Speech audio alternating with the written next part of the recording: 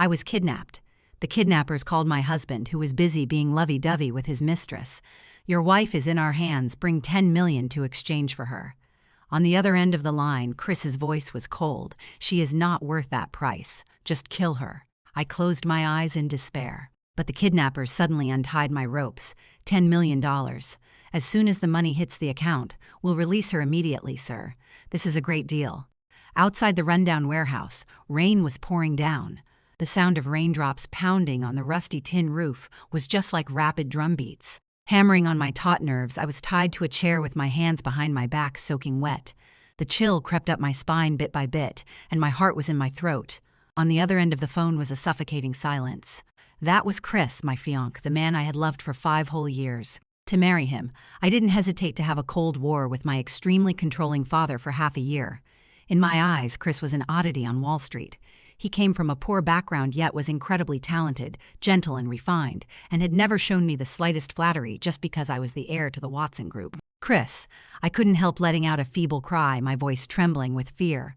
Finally, from the speakerphone came that voice I knew so well, yet now it was so cold it sounded like he was discussing an expired stock. 10 million is too much. Chris's voice was steady, even carrying a hint of rational coldness. According to the company's risk assessment, withdrawing this sum of funds at this time would affect our stock price volatility on NASDAQ. Moreover, we can't condone crime. Once we set this precedent, the Watson family will never have peace again. The kidnapper seemed not to have expected such a reply either. Stunned for a moment, then viciously pressed the knife against my neck. Cut the crap. If you don't pay up, I'll kill her right now.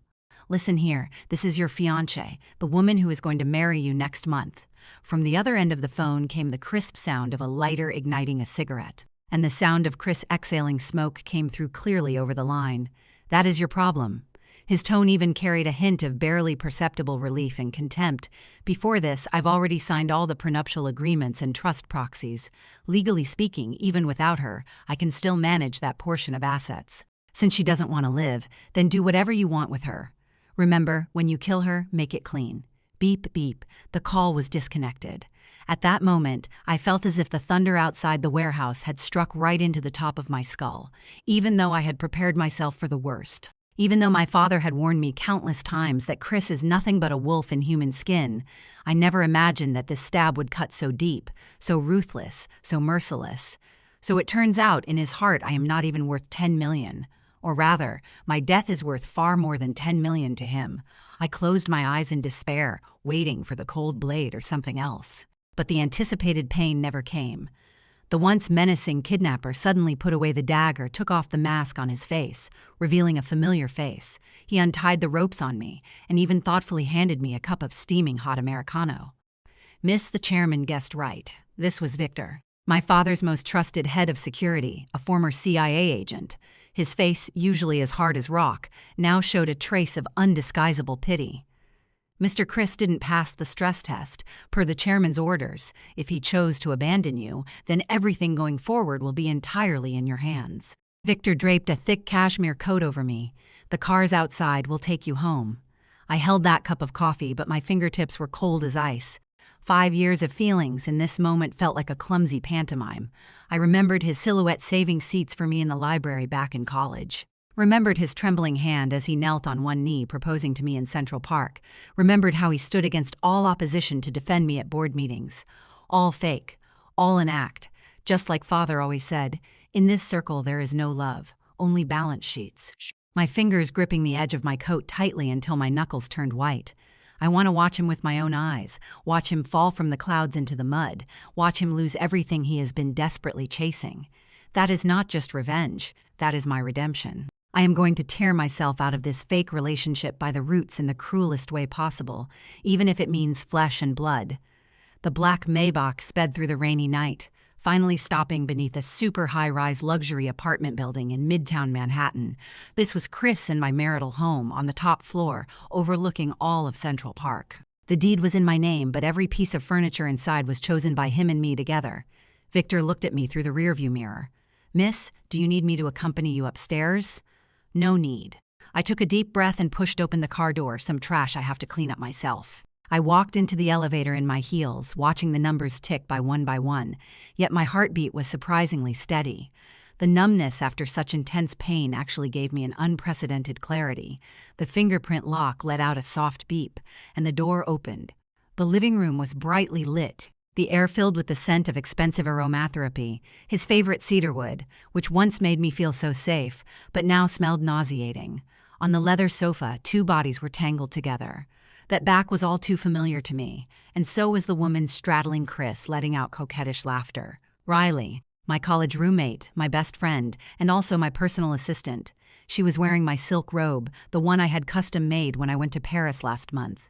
Now that expensive robe hung loosely on her body, revealing large swaths of snow-white skin. She held a glass of champagne in her hand, her cheeks flushed, her gaze hazy. "Chris, you are so bad," Riley pouted coquettishly, tracing circles on his chest with her finger. "You are just going to leave her like that? What if those kidnappers really kill her?"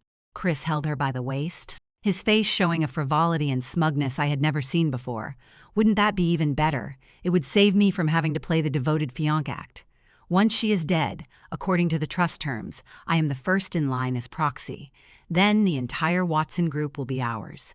But what if her dad looks into it? That old geezer is seriously ill. How much longer can he hold on? Once Ava's gone with his personality, he'll definitely be devastated and bedridden. Chris tilted his head back to drain the wine in his glass, then lowered his head to kiss Riley's neck. "Then, baby, you'll be the mistress of this apartment. And also the mistress of the Watson group. You are so annoying." "Then what about the baby in my belly? Give birth to it." "You must give birth to it. This is our future heir." Boom. If his rejection over the phone earlier only made my heart turn cold, then the scene before my eyes right now was completely trampling my dignity underfoot. Riley, the girl from the slums who only finished college because of my scholarship funding. I brought her into high society circles, bought her luxury goods, made her my assistant, and even to protect her pride, never mentioned her background in front of others. I always thought we were kindred spirits who transcended class. Turns out, this was the real-life version of The Farmer and the Snake. I even wanted to laugh. This was my perfect love. This was my unbreakable friendship. In the face of enormous interests, they were as fragile as a soaking wet tissue. Watching them kiss passionately, I didn't scream, didn't rush up to tear them apart.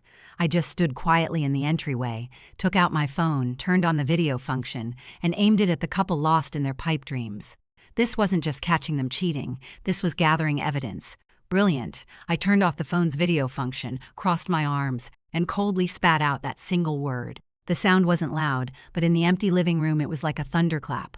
The two on the sofa sprang apart as if electrocuted.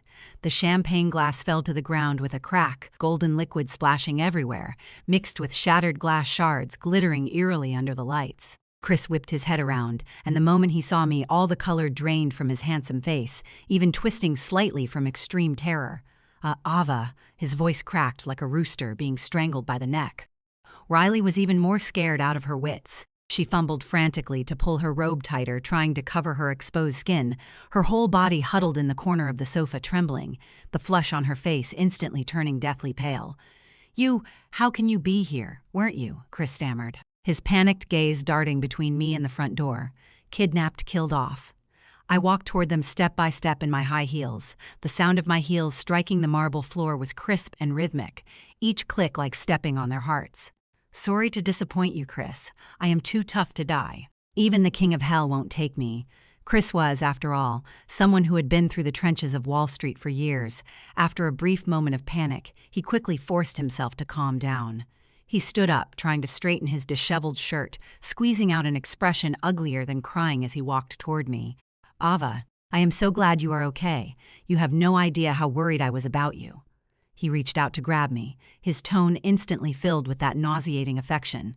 Just now I was acting. I was trying to keep those kidnappers calm. You know, in that kind of situation, if I showed I cared too much about you, they would only raise their price. And you'd be in even more danger. I was using negotiation tactics to save you. What perfect logic, what a touching excuse. If I hadn't heard with my own ears that line, "Make it clean when you kill her." If I hadn't seen with my own eyes him and Riley celebrating on my couch, I might have actually believed his bullshit. I stepped aside to avoid his hand as if avoiding something filthy, negotiation tactics. I raised an eyebrow, looking at him with a half smile. So you and Riley drinking champagne here to celebrate just now, was that also part of the negotiation tactics? Or was that also to keep the kidnappers calm? Chris's expression froze. At that moment, Riley, who had been curled up on the couch, seemed to finally find her acting skills again. Her eyes reddened and tears came on command, that tearful, delicate look of hers, truly a sight that made one feel sorry for her. Ava, sis, don't misunderstand Chris. She crawled down from the sofa, not even minding the glass shards on the floor, trying to come over and grab the hem of my skirt. We were just so worried about you. The pressure was too much.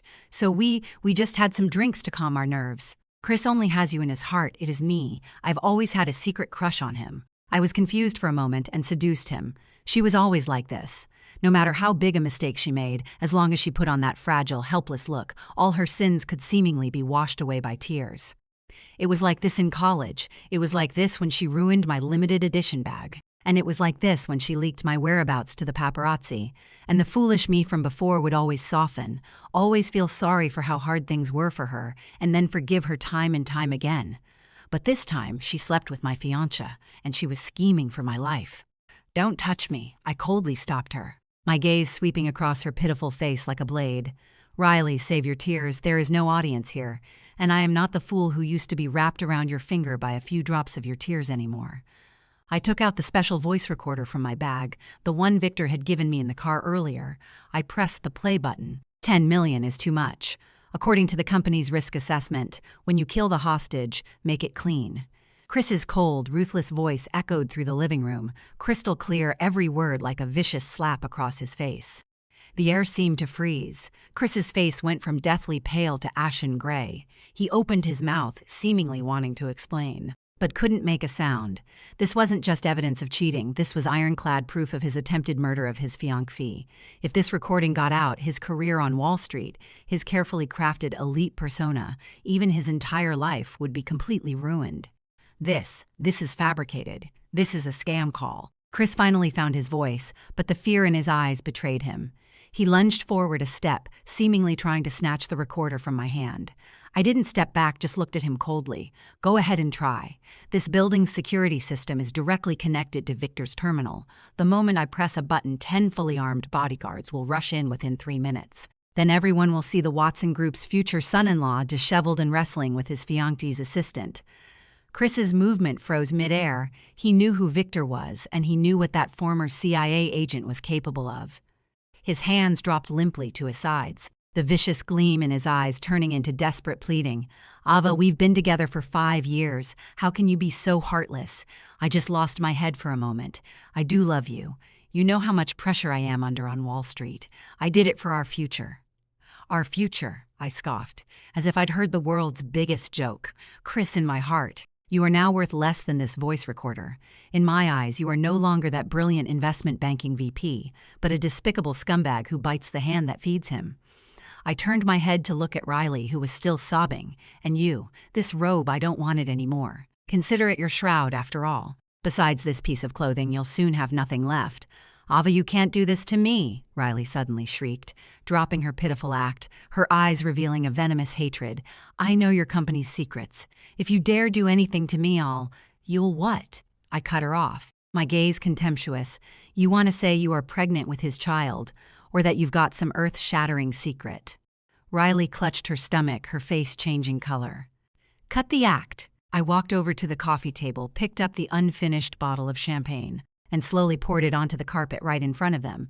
"You two want to use that so-called Olympus AI project to turn things around, huh? Want to use Watson Group as a stepping stone to start your own venture? Fine, I'll give you the chance." Chris suddenly looked up, disbelief flashing in his eyes, followed by wild joy, then suspicion. "You? What do you mean?" "What I mean is, I won't expose you two, and I won't cancel the wedding for now." I looked at the man I once loved deeply, feeling nothing but the sweet pleasure of revenge in my heart. "But I need to see your value. If you really are the genius you claim to be, then prove it to me. Otherwise, this recording will be on the front page of the New York Times and on the FBI's desk tomorrow morning." This was a cat-and-mouse game. Killing them outright would be letting them off too easy. I wanted them to send themselves to hell with their own hands, right when they were full of hope. "Get out." I pointed at the door. "Take your whore and get out of my house." Chris looked as if he'd been granted amnesty. He didn't even bother with Riley still on the floor, just grabbed his clothes and rushed out. Riley scrambled to her feet unsteadily, shot me a venomous look, and chased after him barefoot. Looking at the empty room, I finally felt a hint of exhaustion. My phone buzzed once. It was a text from my father, just a short line in English. "Welcome to the real world, Evelyn." I walked to the floor-to-ceiling window and looked out at the dazzling night view of Manhattan. The rain had stopped.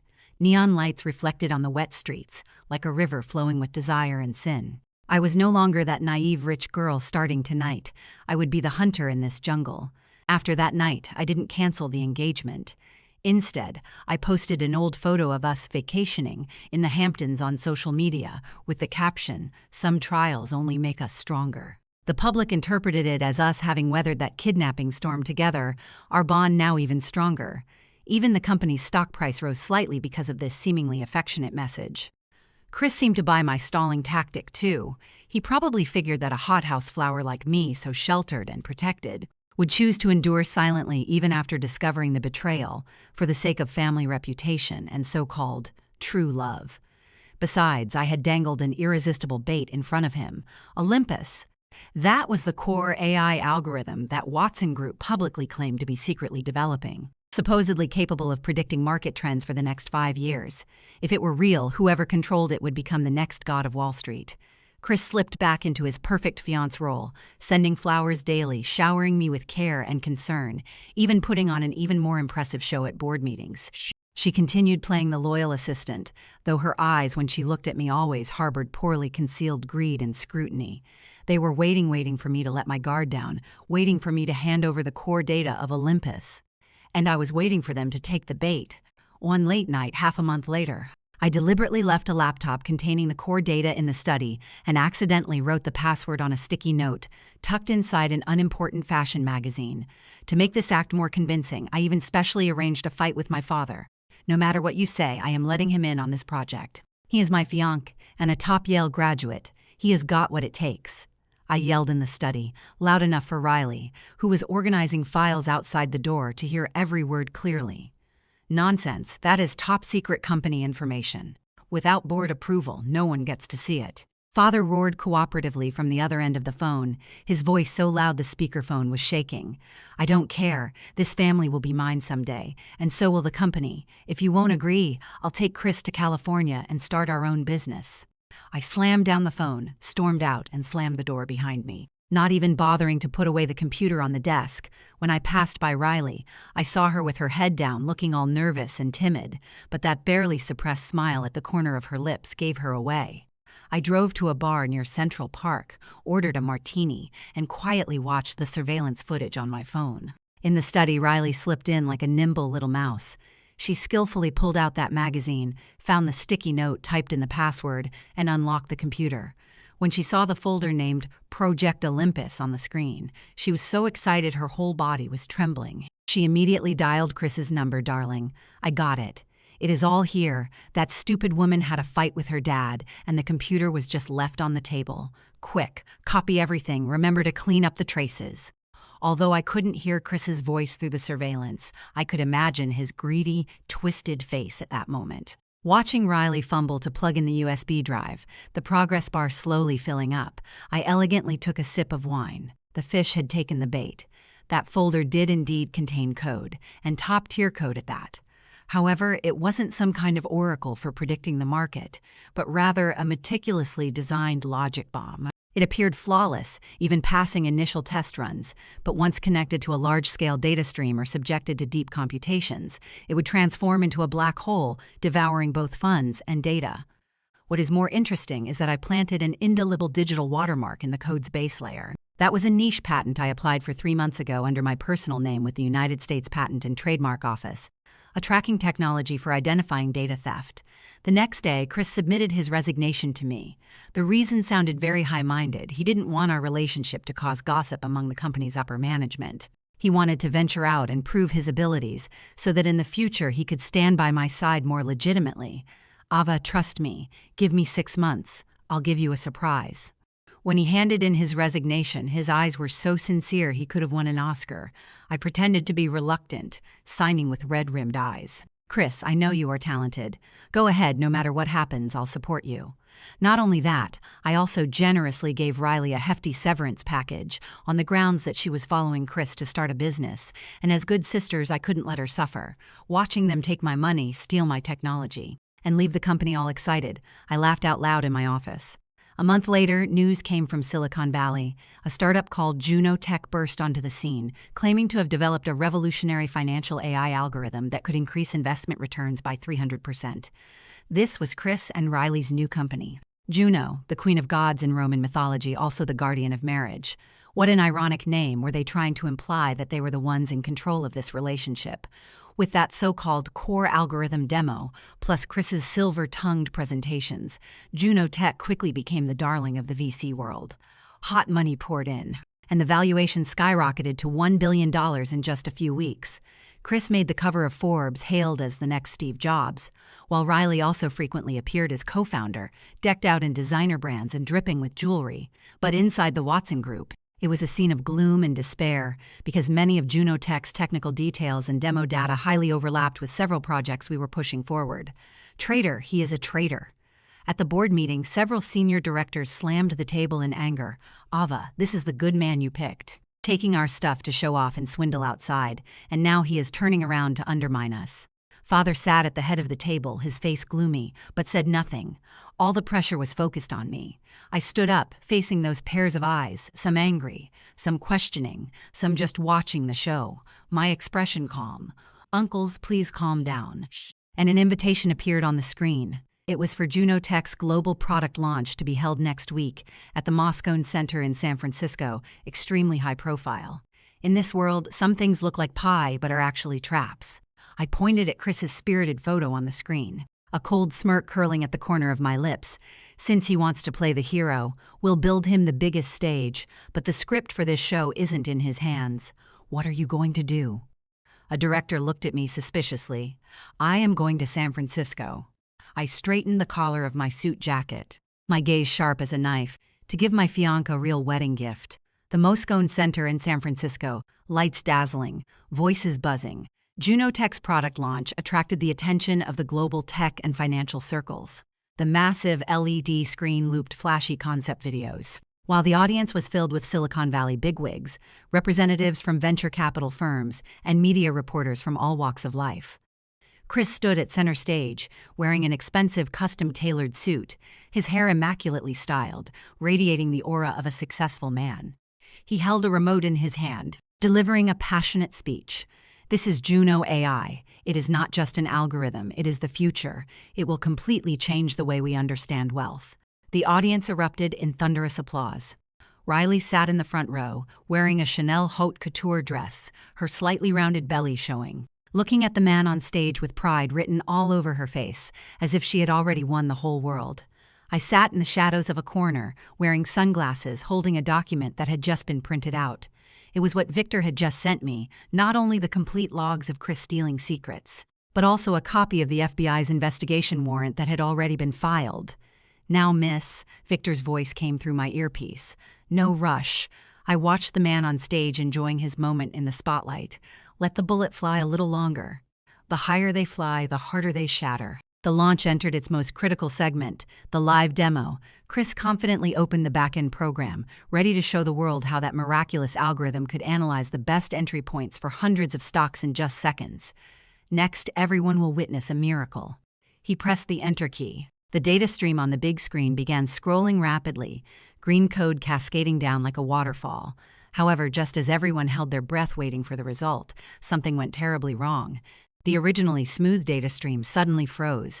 Immediately after, a huge red warning box popped up on the screen, with only one line of text, Error 404. Integrity not found. The whole venue erupted in uproar. Chris froze. He frantically pounded on the keyboard trying to restart the system, but the computer didn't respond at all.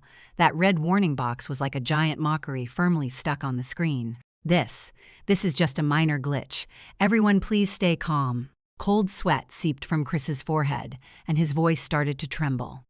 Just then, the warning box disappeared, replaced by a video. It was none other than the footage from that day in the Manhattan apartment. where he told the kidnappers, "Make it clean when you kill the hostage," and the scene of him and Riley celebrating on the couch afterwards. Boom, the whole venue exploded into chaos. Camera flashes went off wildly, shutter sounds blending into a continuous roar. The whispers below the stage turned into a huge uproar, everyone staring in shock at the disgraceful scene on the screen. "Turn it off! Turn it off now!" Chris screamed hysterically on stage, rushing to unplug the power cord like a madman. Riley's face went pale as she stood up from her seat, trying to rush to the stage but was blocked by the swarm of reporters. "Everyone, this isn't just a matter of ethics." A cold, clear voice echoed through the venue via the speakers. I took off my sunglasses, holding the microphone, and slowly walked out from the corner. The spotlight instantly shone on me. I was wearing a black professional suit, like a widow attending a funeral, yet carrying the aura of a judge, Ava. Chris looked at me as if he'd seen a ghost. "Mr. Chris Thorne, the code you stole didn't just contain the so-called algorithm. It also had a logic lock I prepared specifically for you." I walked to the front of the stage, looking up at him with ice-cold eyes. "When you tried to access external funding pools without authorization, it would automatically trigger and lock down all the data." I raised the documents in my hand, displaying them to all the cameras in the venue. "This is a certificate from the United States Patent and Trademark Office. 3 months ago, the Watson Group already filed a patent for this anti-theft tracking technology, and the core code your Juno Tech uses has a 99.9% overlap with our patent. That is impossible. That is mine. I came up with it." Chris was still making his last desperate struggle. "Oh, really?" I sneered. "Then explain why every line of your underlying code has the Watson family's encrypted signature hidden in it? Or are you saying your muse of inspiration just happens to have the last name Watson?" The big screen shifted, displaying a dense code comparison chart. The red markers were shocking to behold, ironclad evidence. Also, I turned to look at Riley, whose face had gone deathly pale. "Regarding the charges of trade secret theft and economic espionage, I think you'd better explain that to the federal agents." The moment the words left my mouth, the doors of the venue were pushed open. A group of agents wearing windbreakers emblazoned with FBI filed in one after another, heading straight for the stage. "Chris Thorne, Riley Baker, you are suspected of violating the Economic Espionage Act, wire fraud, and securities fraud. You have the right to remain silent, but anything you say can and will be used as evidence in court." The cold handcuffs clicked shut, locking around Chris's still trembling wrists. Just a second ago, he was Silicon Valley's rising star. But now he looked like a dog with a broken spine, being dragged off the stage by 2 agents. As he passed by me, he glared at me with bloodshot eyes. "Ava, you set me up. You knew all along. You did this on purpose." "I did it on purpose." I leaned close to his ear and said in a voice only the two of us could hear, "Just like you deliberately refused to pay that $10 million ransom back then. Only my methods are more sophisticated than yours, and more legal too." Riley was taken away too, screaming and sobbing that I was a demon, completely disregarding her image as a pregnant woman. What was supposed to be a product launch in the spotlight instantly turned into an arrest operation broadcast live to the world. I stood at the center of the chaos, watching them get stuffed into police cars, sirens wailing as they drove away. This time, no tears, no going soft. I turned around, facing countless flashing cameras, and showed a proper smile, the smile of a victor. Watson Group will file a civil lawsuit against Juno Tech and everyone behind it. The preliminary claim amount is $500 million. This battle, I am not just going to put them behind bars. I am going to make them cough up every cent they swallowed, with interest, even if they have to sell their blood and flesh. Juno Tech collapsed even faster than it had risen. With the FBI's involvement and Watson Group's astronomical claim, all assets under Chris and Riley's names were frozen.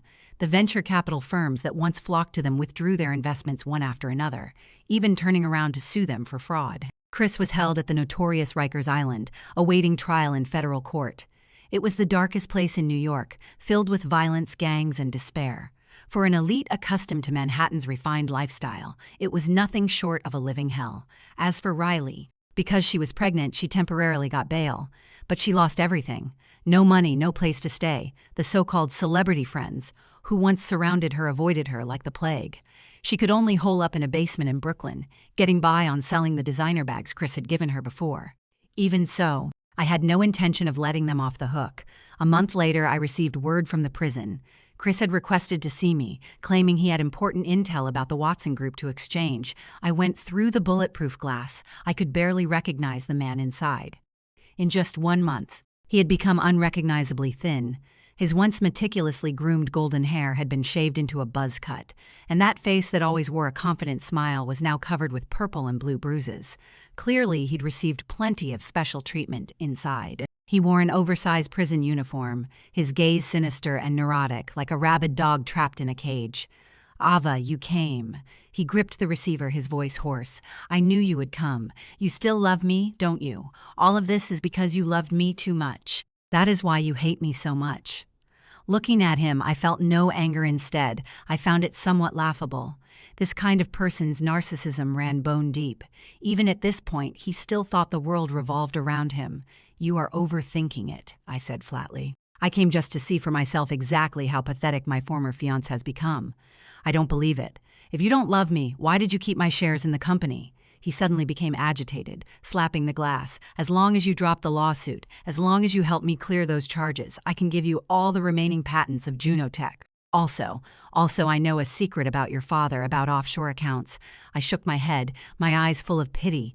"Chris, you really are an idiot. Those so-called patents of Junotech, you stole them from me in the first place, and now they're worthless. As for the secret you mentioned, do you think I would let someone who might threaten the family live until now?" He froze, the light in his eyes fading bit by bit. "By the way, I have some good news for you." I took out a test report from my bag and pressed it against the glass. "The prison's routine physical examination report is out. Congratulations, late-stage pancreatic cancer," the doctor said. "If you don't receive aggressive treatment, you have 3 months at most." Chris's pupils instantly dilated. He stared fixedly at that piece of paper, as if seeing an invitation from the Grim Reaper number. "Impossible. I am still young. I am only 30. This is fake. You forged this," he screamed frantically, but in my eyes it was nothing but impotent rage. "It is true. I put away the test results, and given the felony charges and the massive compensation you are facing, you don't qualify for medical parole whatsoever. You'll spend the last days of your life in the infirmary at Rikers Island, surrounded by inmates who use you as their punching bag." "Ava, you can't do this to me. Save me. Please save me," he finally broke down, kneeling on the ground, tears and snot streaming down his face. "I'll be your slave. I'll be your dog. Just let me out to get treatment." "You want to be my dog?" I stood up, looking down at him from above. "Sorry, I am a germaphobe. Besides, you are worse than a dog." I hung up the phone and turned to leave. Behind me came Chris's desperate howls and the guard's harsh shouts. Stepping out of the visitation room, the sunlight was a bit blinding. I took a deep breath. There was no wild joy of revenge fulfilled, only a calm sense of closure. Some debts were settled, but there was still one person clinging to life. I dialed Victor's number. "How is it going with Riley?" "Not good." Victor's voice remained calm. "She is out of money. A couple days ago, she went to a black market clinic in Queens that specializes in illegal surrogacy brokering." Illegal surrogacy, I frowned. Riley had reached the end of her rope. Was she really trying to trade the baby in her belly? That child. I paused, although I hated Riley to the bone. That child was innocent after all. Besides, by blood, that was Chris's flesh and blood. But I had no obligation to care. She contacted a buyer, a Mexican drug dealer who wants a boy to carry on his bloodline. Victor continued, offering $50,000. The deal is set for tonight. $50,000. This was her so-called maternal love. This was the future heir she once promised Chris. "That is her choice," I said coldly. "As long as it doesn't involve the Watson Group, let her be." However, that afternoon after hanging up the phone, I just couldn't focus at all. That unborn child was like a thorn stuck in my heart. I am no saint, but I also didn't want to become a cold-blooded monster like Chris. Victor suddenly sent an urgent message. "Miss, something happened." Riley backed out at the transaction site, probably trying to raise the price on the spot, and ended up pissing off the buyer. "There is a fight breaking out over there now. Should we intervene?" I looked at the sky outside the window, gradually darkening, silent for 3 seconds.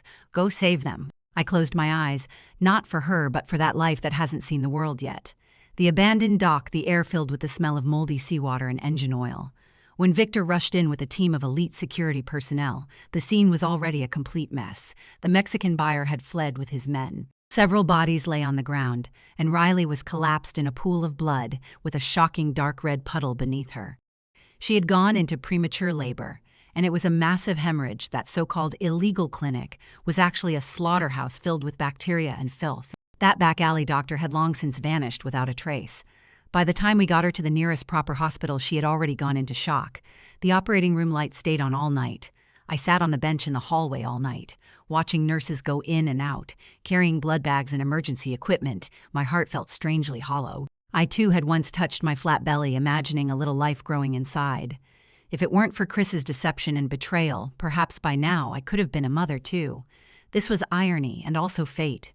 At 4 a.m, the operating room light went out. The doctor walked out exhausted, removing his mask. We couldn't save the mother, too much blood loss. Combined with long-term malnutrition and drug abuse, we did everything we could. The doctor shook his head. However, the baby survived. It is a boy. Although premature, his vital signs are fairly stable. Riley was dead. The woman who once slept in the same bed as me shared all my secrets, yet betrayed me the deepest. Just died like that on a filthy rainy night. For $50,000, she lost her own life. The nurse came out holding the baby that was only as big as a cat. He was all wrinkled, like a red-skinned monkey, eyes closed, letting out feeble cries. I looked at him, my heart a jumble of emotions. This was the bargaining chip that made Chris betray me, that drove Riley insane. Now, one of his parents was waiting to die in prison. The other had already gone to hell. He had become the loneliest orphan in this world. Miss Watson, this child, the nurse looked at me hesitantly. Send him to a foster home. I turned my head away, not wanting to look anymore. Find him a good family. The Watson Foundation will cover all the expenses. This was my final act of mercy. I wouldn't raise him, and I couldn't face him. Every time I saw him, I would be reminded of that disgusting past. But I gave him a chance to live, and that was already the limit of what I could do. After handling Riley's funeral arrangements, there wasn't even a proper funeral. Her family had long cut ties with her. In the end, I paid to have her cremated and buried her in some random cemetery. The tombstone only had her name and dates, not even an epitaph. Because her short and absurd life really had nothing worth commemorating. A month later, Chris died of illness in prison. I heard he died in agony. The cancer cells had spread throughout his entire body, and in the last few days even morphine couldn't stop the pain. Before he died, he kept calling my name, crying that he was wrong, crying that he didn't want to die yet. The prison guard handed me his belongings, just a worn-out wallet with a photo tucked inside. It was a picture of us at our college graduation ceremony. In the photo, we were smiling so brightly, with eyes only for each other. I held that photo standing by the Hudson River. The early winter wind was a bit cold, making the hem of my coat flap loudly. I took out a lighter and set the photo on fire. The flames devoured the smiling faces, devoured the past, and finally turned into a wisp of black smoke, dissipating in the wind. Everything was over 5 years later. The Watson Group's annual shareholders meeting was held in the top-floor conference hall. Outside the huge floor-to-ceiling windows was the entire New York skyline. Sunlight poured onto the long conference table, reflecting a dazzling glow. I sat at the head of the long table, the seat that once belonged to my father. 5 years was enough time to change a lot of things. Father passed away from illness 3 years ago, peacefully. He left me a vast business empire, and also left me enough wisdom to command it. I didn't let him down. In these 5 years, I implemented sweeping reforms, cutting those bloated, loss-making departments, and heavily investing in new energy and biotechnology. The Olympus project that was almost stolen by Junotech back then, after 2 years of refinement by a real technical team, finally launched and became Wall Street's top-tier risk management system. Watson Group's stock price quadrupled, and the market value broke through the $100 billion mark. I became the queen of Wall Street in every sense of the word. Regarding last quarter's financial report, if there are no objections, we'll approve it. I closed the folder, my gaze sweeping across the room. Those veterans who once doubted me and waited to see me fail were now sitting upright, their eyes full of awe and submission. In this jungle where strength speaks, I had proven myself to be the apex predator, passed unanimously. The secretary announced the result. After the meeting ended, the crowd dispersed. Victor walked in. He had aged a bit over the years, with white hair at his temples, but his back was still straight. Miss Ava, the foster family in the Midwest, sent the latest photos.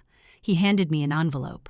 I took the envelope and pulled out the photos inside. In the photo was a 5-year-old boy with blonde hair and blue eyes, riding on a pony with a happy smile. He had gained weight. His cheeks were rosy, and there was no trace of the premature baby he once was. The foster couple were devout believers, kind and loving. They didn't know the child's background, only that a kind-hearted foundation had sponsored him. I looked at the photo, the corners of my mouth lifting slightly. The child's smile looked a lot like Chris, but the light in his eyes was pure. No greed, no scheming. He is doing very well. Victor said, his grades at school are good too, quite talented in math. That is good. I put the photo back in the envelope and locked it in the deepest part of the drawer. Continue the sponsorship until he graduates from college. But remember, never let him know who I am, and never let him know who his biological parents are. Just let him live his life as an ordinary person, happy and plain. That is a happiness Chris and Riley could never reach in their lifetimes. Also, Victor paused, regarding your marriage, recently several family heirs have been wanting to meet with you. I stood up, walked to the window, and looked down at the steel forest beneath my feet. These past few years, the people who wanted to marry me could line up from Wall Street to Times Square, some for money, some for power, and some who genuinely admired me. But I rejected them all. It is not that I stopped believing in love because of heartbreak, but when you stand at the top of the mountain, you'll find that the view matters far more than companionship. Or rather, at this position, loneliness is the necessary weight of the crown. Turn them down. I looked at my reflection in the window glass. The girl who once cried over love and had her heart broken by betrayal was gone. In her place was a woman with a determined gaze and a strong heart. Now I am only married to my work. I turned around, pushed open the conference room doors, the sound of my high heels echoing in the corridor, every step firm and steady. The new journey has only just begun.